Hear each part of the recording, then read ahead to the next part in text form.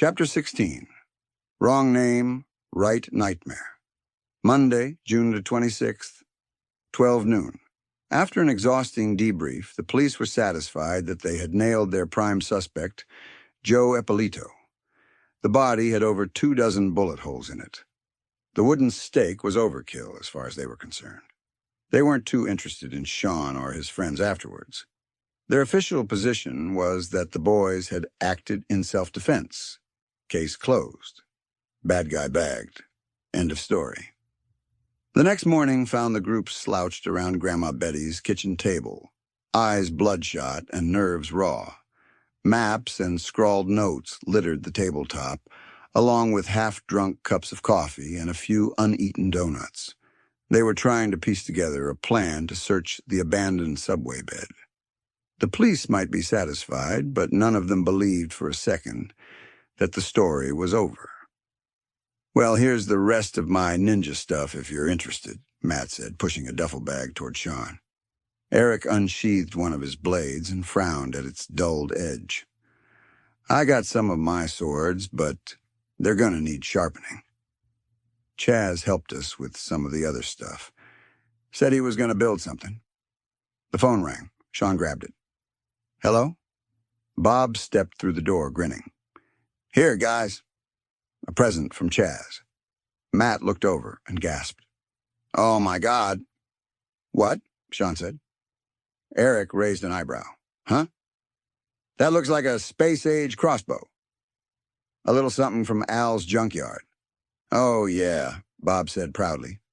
He rummaged through a canvas bag. "Remember the movie, Blade?" Chaz found this old arc welder thingy. Says it shines brighter than the sun, with just a few volts. He flicked it on. "Whoa!" Eric shielded his eyes. "Man, that's bright. And all in the size of a maglite," Bob added. "Should come in handy." Sean hung up the phone. "That was Murphy. We're meeting him at Broad and South around 3. There's an old access tunnel across from the library." Matt pushed up from the table. "Let's get our gear together. We don't have much time." By 3, Bob had parked near the library, keeping the car inconspicuous. Murphy showed up within minutes, and together they descended the embankment with their gear in tow. Inside the tunnels, they began strapping on weapons and checking supplies. "Take my other sword," Eric offered. "They're sharp now." "Give me the red one," Sean replied, taking it and testing the weight. "Use the wood swords first." I doused them in holy water. Matt fiddled with his new toy. "You got an extra strap for this crossbow?" Murphy glanced over. "Let's move. We'll get suited up while we cross the river." They nodded in agreement, crossing into the shadows of the old aqueduct. The contrast was eerie. Just feet above, traffic and city life bustled. Down below, time had frozen. The subway looked almost untouched despite the decades. Rails still lined the corridor. Fire pits, makeshift bedding, beer bottles scattered about. A graveyard of forgotten lives. Everything was damp. The air was thick and cool, and the constant drip from the ceiling was punctuated by strange hissing sounds from steam pipes. Occasionally, it sounded like breathing. "Let's stay sharp," Bob said. "Stick together. Nobody separates." "Shh," Eric hushed, tilting his head. "Do you hear that?" Right then, a loud, wet fart echoed through the chamber. "Matt!" Eric recoiled. "What?" "I'm nervous." Sean rolled his eyes. "Come on, Mr. Settle. Let's go." A maze of old cellarways and service corridors greeted them. Even a rusted-out flatbed rail car sat half-sunken in debris.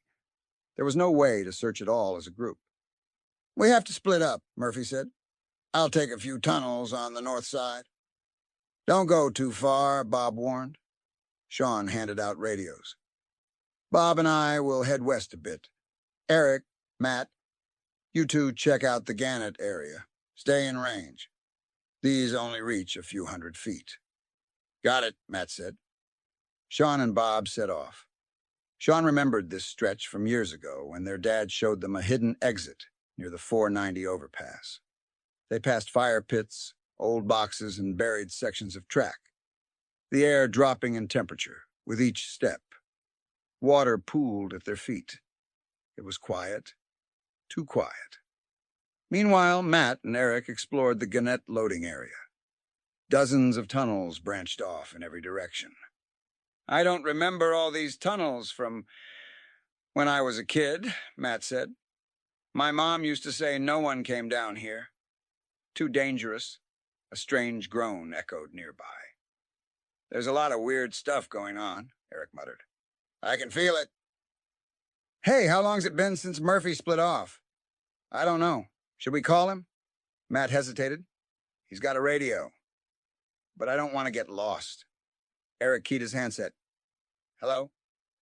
Sean? Anyone? Static?" Finally, Sean's voice crackled through, garbled and barely audible. "Rick? You? Sounds like a lot. Try again. I ought to..." Murphy's voice chimed in next. More static, more gibberish.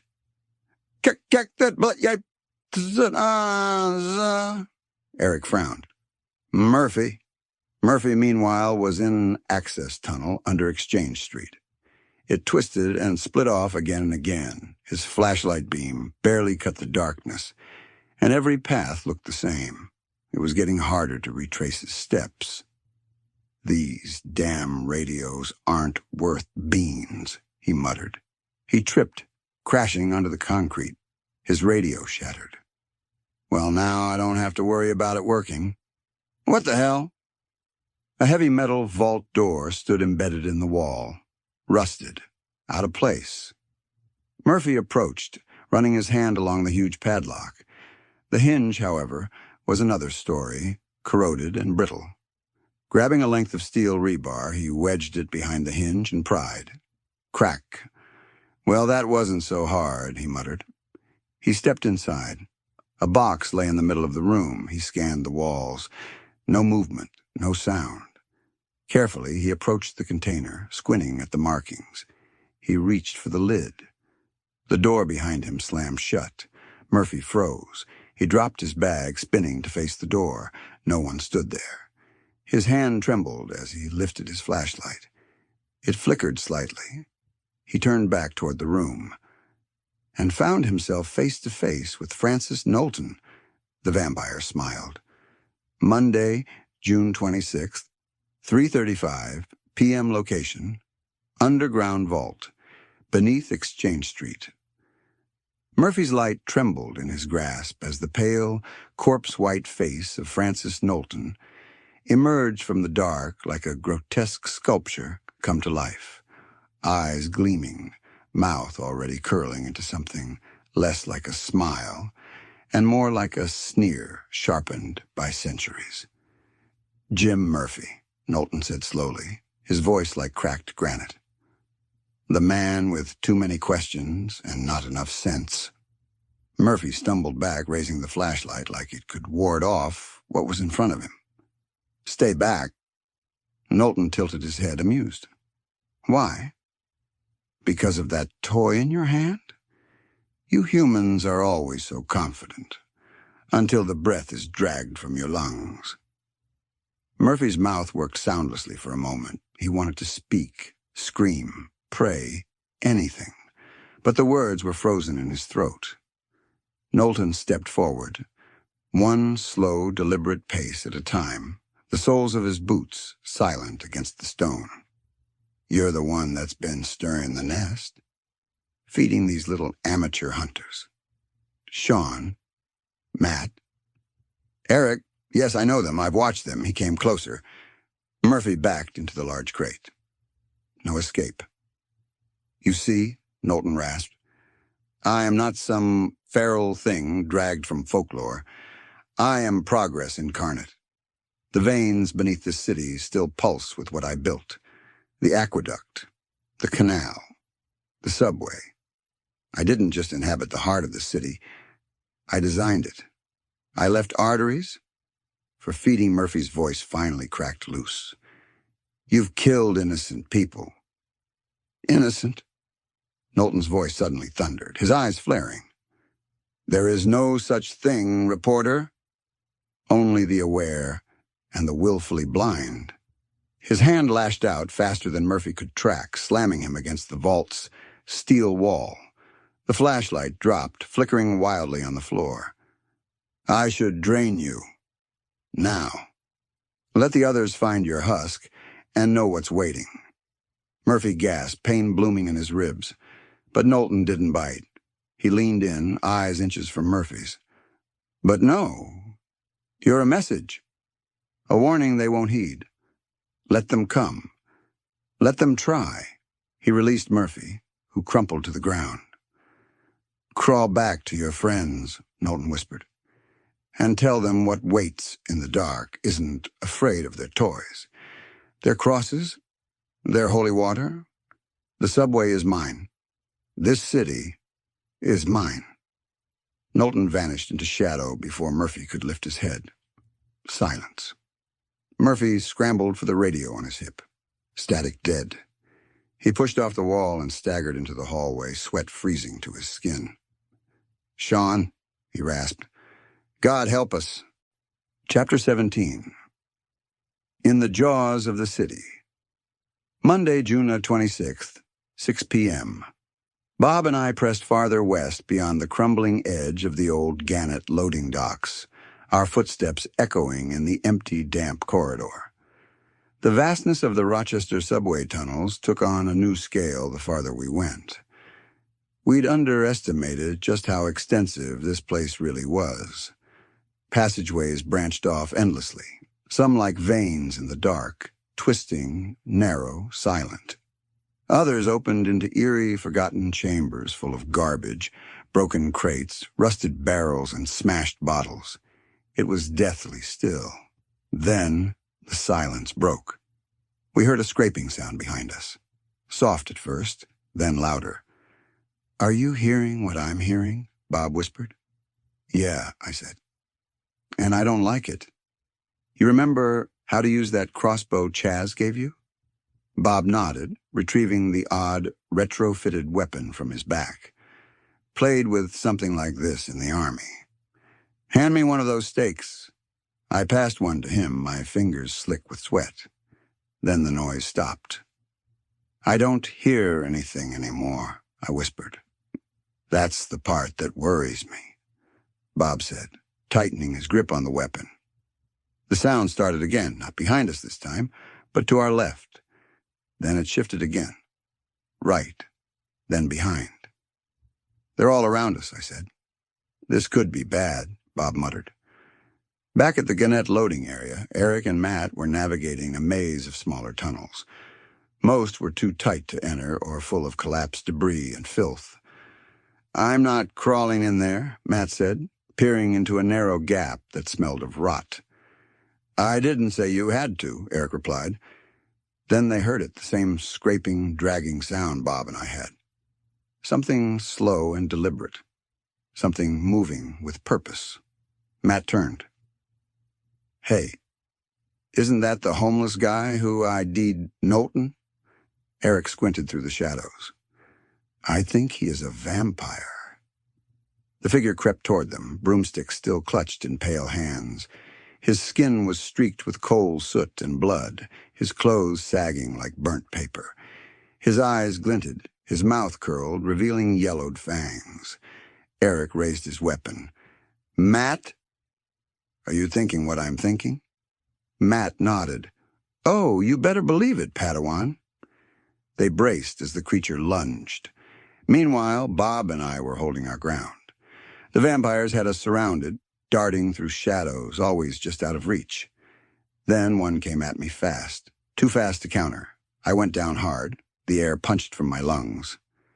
Sean, Bob called. You okay? Yeah, I groaned. Just knocked off my feet. You still got the bow? Soon as I get a shot, I'll take it. He didn't get the chance. Another blur, and Bob was down too. I dropped it, he yelled. I scrambled, found the crossbow by a broken crate. One of them charged straight at us. I let the bolt fly. It hit dead center. The creature shrieked as black smoke poured from its chest. The stench was nauseating. "Ugh, that's disgusting," I coughed. Another one appeared, slashing toward Bob. He grabbed the flashlight, switched on Chaz's improvised UV torch. The vampire screamed as its flesh sizzled and bubbled. "Okay," Bob said. That actually worked. The quiet afterward was unsettling. No more movement, no more growls. "Think we should check in with Matt and Eric?" he asked. I nodded. "I hope they're okay." Across the tunnels, Matt and Eric were locked in combat with the feral hobo vampire. Their wooden swords clashed with his stick in furious, echoing bursts. "He's fast," Eric gasped. "You want to switch to steel?" "Not yet. The wood's blessed," Matt said. Eric blocked a swipe and ducked under another. Matt swept the legs. The vampire crashed down, hissing. Matt switched to his steel katana. "Hold him!" The sword hissed through the air and bit deep. The creature spasmed, then collapsed, twitching once before going still. The smell of burned flesh clung thick in the air. "You guys okay?" Bob's voice came through the radio. "Yeah, we're good now," Eric answered. "No sign of Murphy," Bob said. "We're moving toward 490. Catch up when you can." Matt stayed quiet, eyes scanning the shadows. "Too quiet," he said. Then a voice, soft, feminine, almost playful. "Going somewhere." Matt turned to see a young woman step from the dark. Jessica Mannheim, the girl who disappeared from the dorms. "That's the one from the morgue," Matt whispered. "She's turned," Eric said. "Take her down." Matt hesitated. She knew Aikido. Jessica smiled. "Murray Jutsu," she corrected. "And you boys look soft." Then she lunged. Chapter 18. Breaking the Nest. Monday, June 26th, 8 p.m. Bob's voice echoed off the concrete walls. "Where are we going?" "We should be hitting the old access way to the surface near 490, I said. The familiar turn in the tunnel stirring up half-buried memories. Dad showed us this when we were kids. Is the tunnel still open down there? Maybe that's where your reporter friend went to. What the hell is this? A sudden metallic clank drew our attention. Bob was already fumbling with a massive lock bolted to what looked like a sliding train door. I scanned the wall and spotted a small incline nearby. "There's a ramp over there," I pointed. "I can see light. This might be our way out." We scrambled up the embankment, fingers slipping on the old masonry. When we emerged into the twilight on Broad Street, the air hit us like a wall, thick with humidity and laced with car exhaust. A few locals, loitering outside a corner store, stared at us as if we'd just risen from the dead. "Say, Jim," one of them muttered, "that's a bad outfit." We didn't wait to find out if that was sarcasm or approval. We kept walking, brushing off the dust and trying not to look like we'd just climbed out of a tomb. Our next target was the last stretch of the subway, just beyond 490. That's where we were headed. Meanwhile, below ground, Eric and Matt were locked in a brutal fight of their own. The Whitney vampire wasn't just another bloodsucker. She was faster than the others, more controlled. The Aikido she'd known in life was now paired with undead strength. Every movement was precise and brutal. Eric hit the ground hard, wheezing. "Man, she hits like a Mack truck."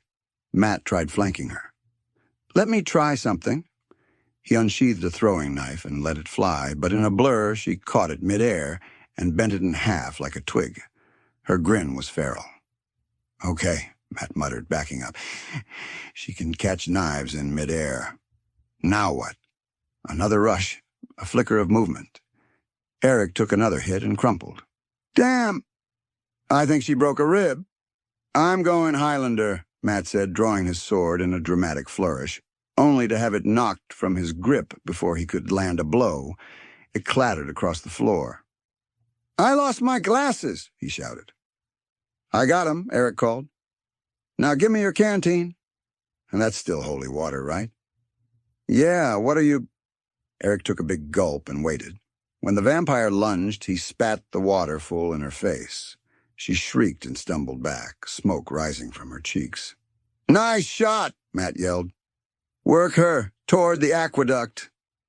The fading light from the setting sun glinted off the building windows. They maneuvered her step by step into its path. There. Just a little farther? She turned at the last second, too late. The light caught her square across the back. She screamed as her skin blistered and peeled. Still smoldering, she bolted, fleeing deeper into the tunnels. Eric bent over, hands on his knees. Next time, you do the dirty work. They gathered what weapons they had left, mostly the samurai swords now, and turned to find the rest of us. Back above ground, Bob stopped short and pointed to a weathered structure at the corner of Brown and Broad. Hey, where's that photo I took of the gravestones? Why, I asked, already knowing from his tone. Look at the cornerstone of that building. I did. There, etched deep into the masonry, was the same Gothic Masonic crest from Knowlton's grave. This is it, I whispered. This is his place.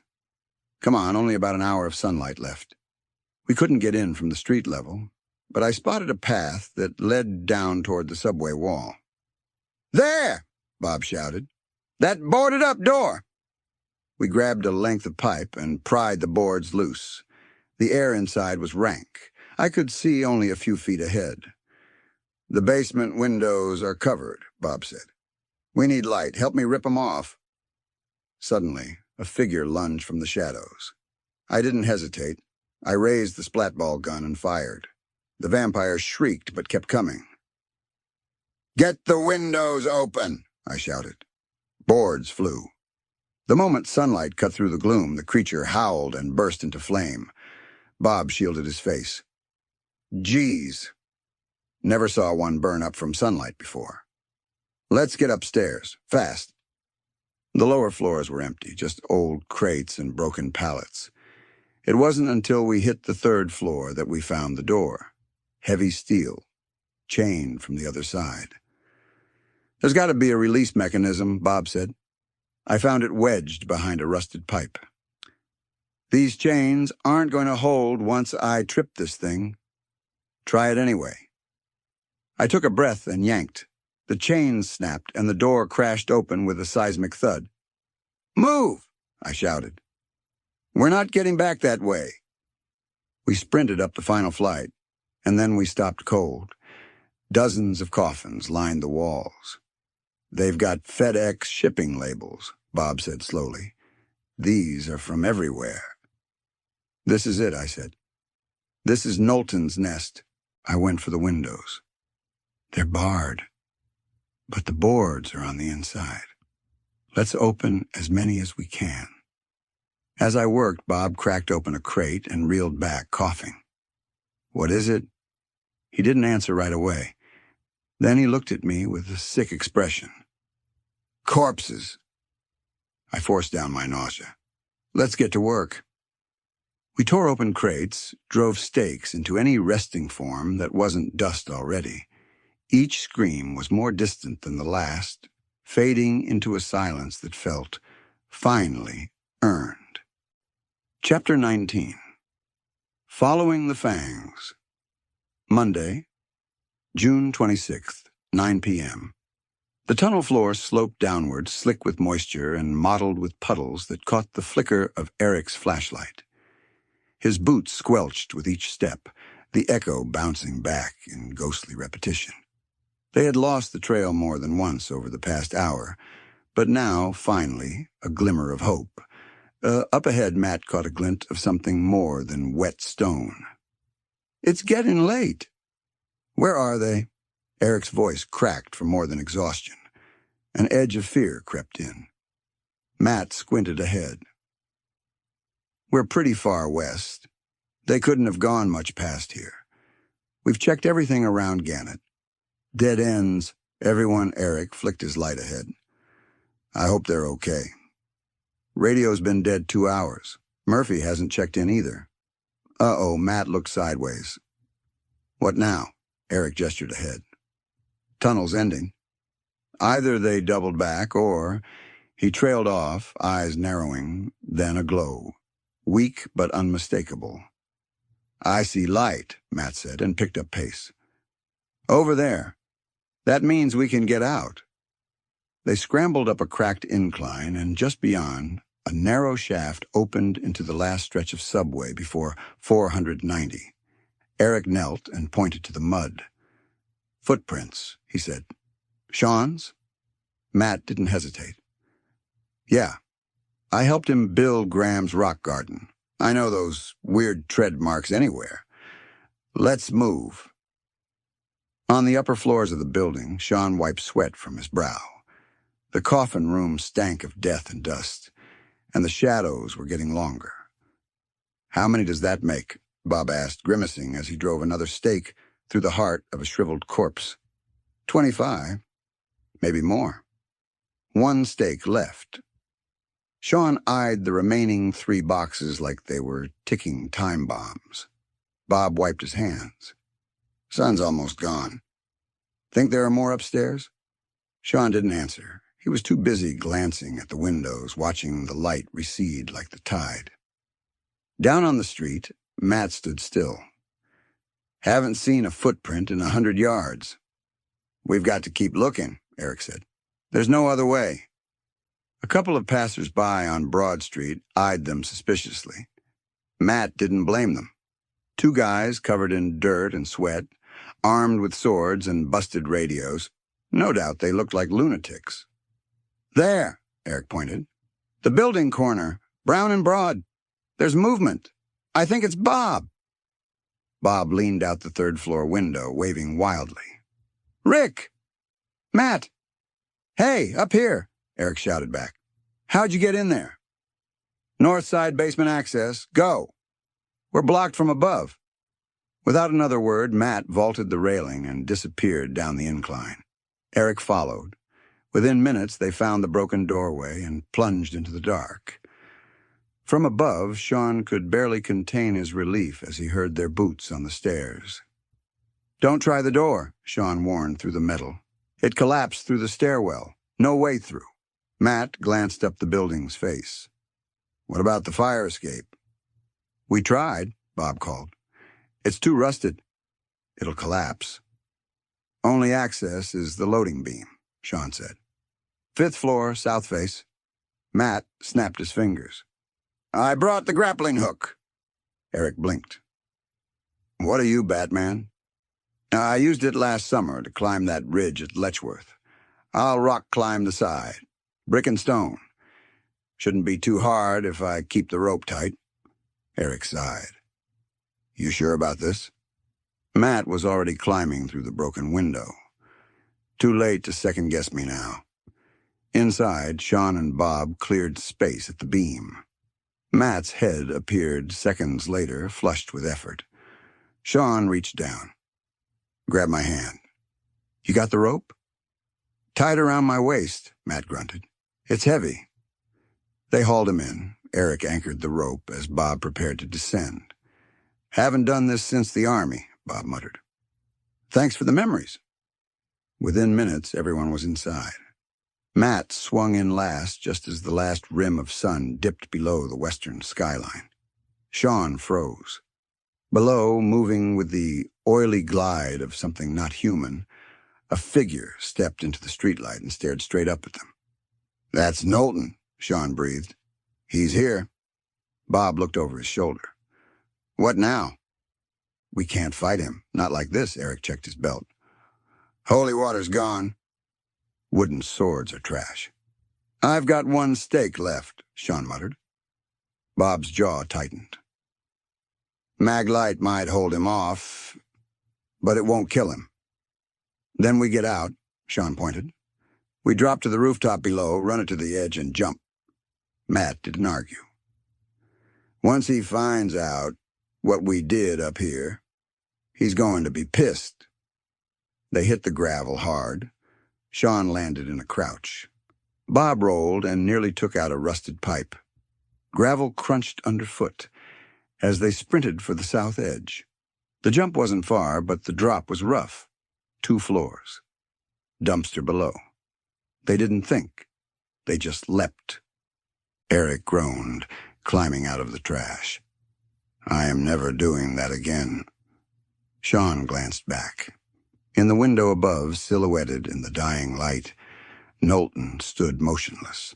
His eyes were burning embers locked on them. Then the scream. It rolled down the block, sharp as razors and deep as thunder.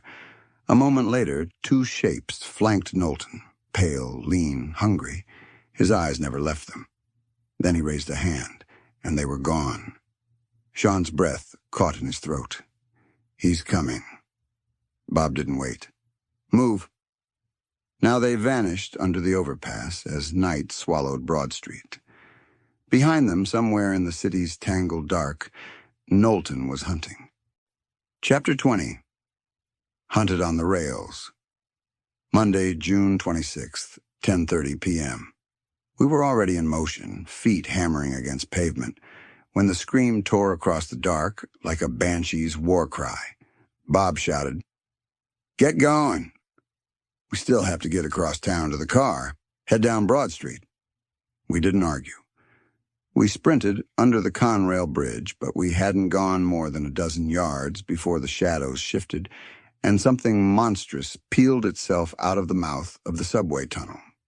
2 somethings. They were vampires. Our way forward had been blocked. We skidded to a stop, the cold stink of rot and mildew thick in our nostrils. No side alleys. No open buildings, just concrete and iron and blood-hungry predators. Eric exhaled sharply. Oh, no. It's that karate freak from the subway. Matt didn't flinch. We're not boxed in yet. Look up. This is the main rail line through Rochester, right? Bob nodded, his eyes already scanning the elevated tracks. It's a straight shot across the river. If we can hold them off long enough. Start climbing, I barked. My pulse thundered in my throat. I wasn't about to let it end here. Steele whispered as Matt drew his sword. I've got my blade. Eric unsheathed his own. Me too. Bob, use that flashlight of yours if they close in. I'm climbing after you. Bob gestured to the ladder bolted along the bridge column. Just, buy us time. Eric handed Matt a small canteen. There's not much left. Hope it's enough. The vampires lunged. Steel rang out as Matt met the new one head-on. Eric spun to intercept the martial artist with the holy water canteen in his grip.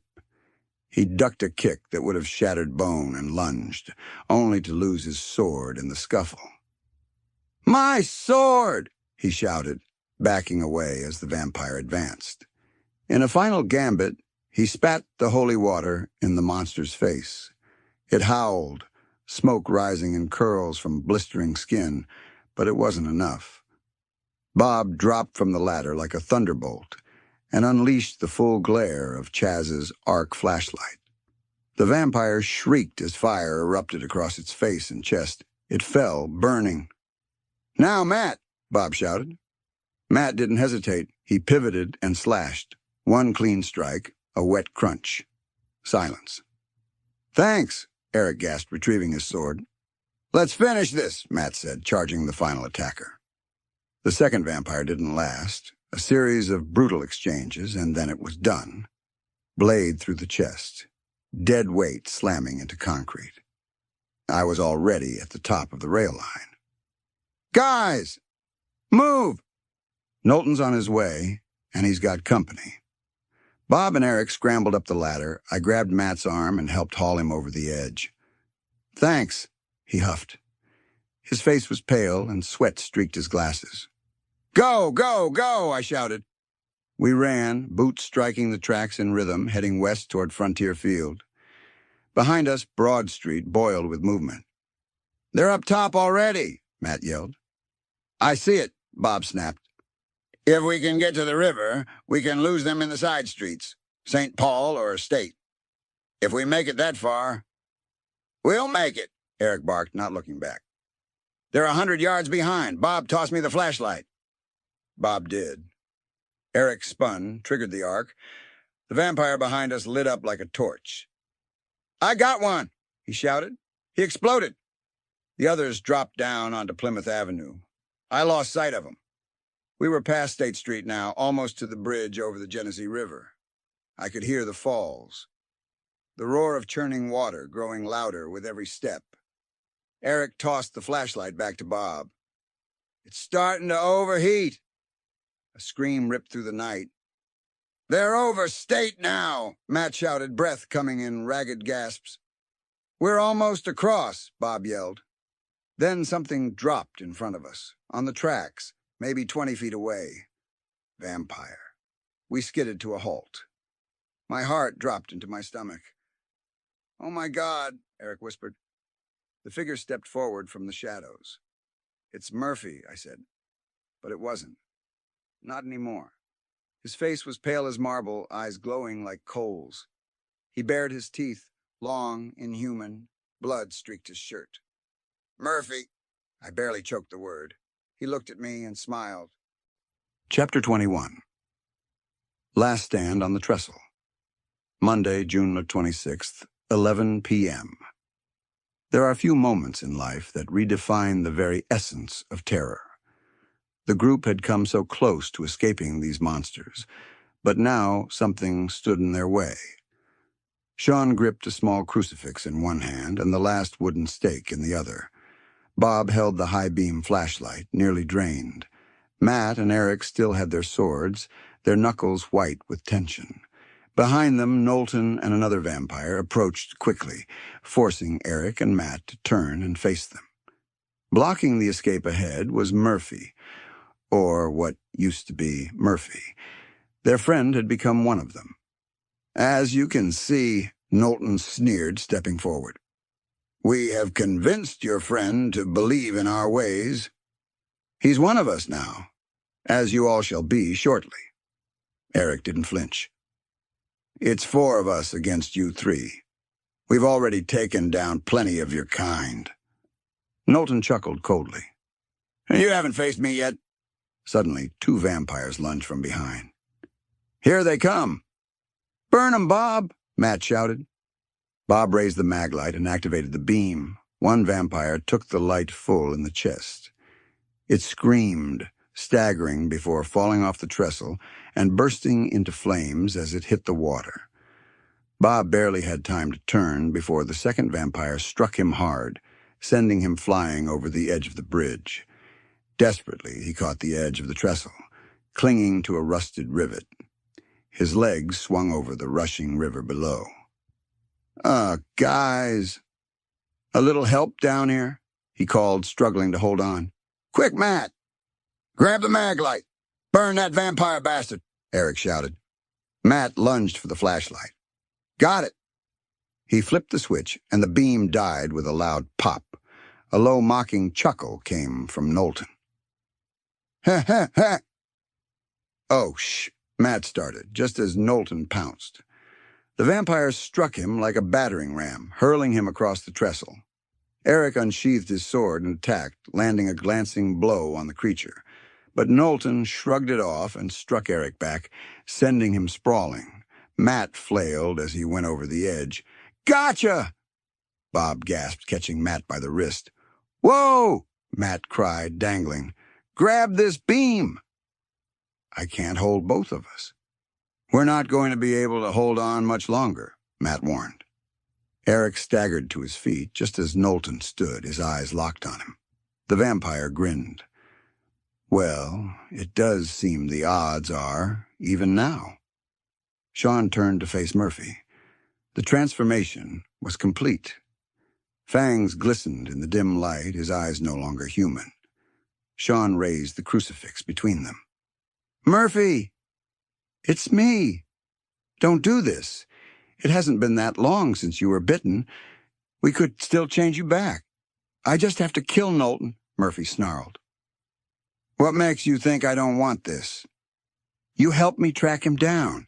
You know he's evil. It's too late. I can't fight this. Besides, you've lost. From behind, Knowlton growled. Kill him, now. Murphy hesitated. He looked back at Sean, his eyes flickering with something. Fight this, Sean urged. You still can. I can't, Murphy whispered. Eric, Bob shouted from below. We're slipping. We need your help now. Matt groaned, still dangling. Hurry! Murphy began to crouch, ready to strike. Knowlton advanced toward Sean. I'll show you how it's done. Look out, Eric shouted.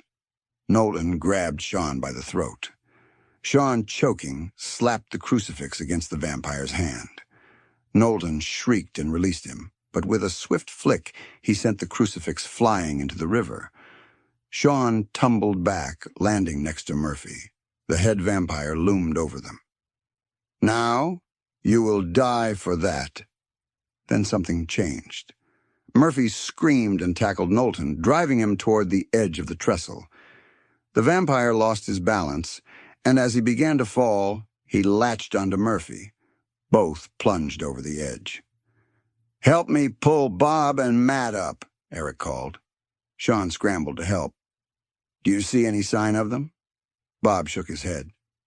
They went over the edge. I saw them splash near the pylon. They went over the falls. Will that kill them? Matt asked, still breathless.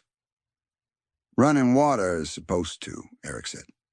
But I've never actually seen it. Sean leaned on his knees, heart pounding. Should we call the police? They're going to find the coffins over on Broad Street. Not if they look after sunrise, Bob said. The sunrise will burn up anything left. Eric sighed. What about Murphy? His disappearance? I don't know, Sean said quietly. He was working on a lot of stuff alone, and he didn't exactly make friends with the police. Matt let out a long breath. I want to go home. Eric raised a hand. I get dibs on Graham's couch. Epilogue. Where the Shadows End. Tuesday, June the 27th, 4 a.m. We made it back to the car in a daze, our limbs heavy and our minds half frozen with exhaustion. Before heading home, we stopped once more at the Brown Street Bridge, gazing down into the mist-choked gorge. The falls thundered below, indifferent as always. There was nothing left to see now, just muddy whirlpools and shadowy recesses where, hours before, a nightmare had reached its end. Or so we hoped. It's nearly dawn now. I'm sitting alone, surrounded by empty coffee cups and battered notes, trying to sort out what just happened. No job to report to. Turns out vampire hunting isn't covered under personal leave. My boss called yesterday to discuss my future, and that was that. Eric still has some sick time at CPI, and Matt's manager at Kinko's thinks he's recovering from a bad case of food poisoning. Bob's only missed a day. I think he might be the only one still employed when this is over. The official story broke sometime around midnight. Joseph P. Ippolito, cult leader and murder suspect, gunned down in a shootout at the MCC Damon campus. CNN aired it in a 30-second slot at the top of the hour, and that was that, all wrapped up nice and neat. No mention of old subway tunnels, no vampires, no truth. Somewhere between the burned-out flashlights and broken swords, I keep thinking back to the stories we made up as kids. Back when the world was smaller and we were sure that Dad was the only adult who believed us. He'd tell our adventures back to us with wild embellishment, making them his own. Looking back now, maybe he believed more than he let on. Maybe he knew. We didn't plan for this to happen. We didn't ask to be the ones standing between the city and something ancient crawling out of the dark. But maybe that's how it works. You don't get to choose the moment. You only get to decide whether to run or stand your ground. So here's the story. For whoever finds this tape or reads these notes, make of it what you will. You can laugh it off, You can chalk it up to a bunch of overworked guys cracking under pressure, or maybe you'll ask the only question that really matters. What if it happens to you? Click. Try to tell yourself as it couldn't happen here. A clock ticks steadily. Then silence as eyelids too heavy to keep open closed. A long, slow fade into the dark. I hope you enjoyed this story. Written by Sean Williams. I'm Burt Reynolds. So next time you walk through the alleys and dark places of Rochester, New York, watch your tail. You never know if any of Knowlton's bloodsuckers survived the Williams kids, and you certainly don't want to have me narrate your doom.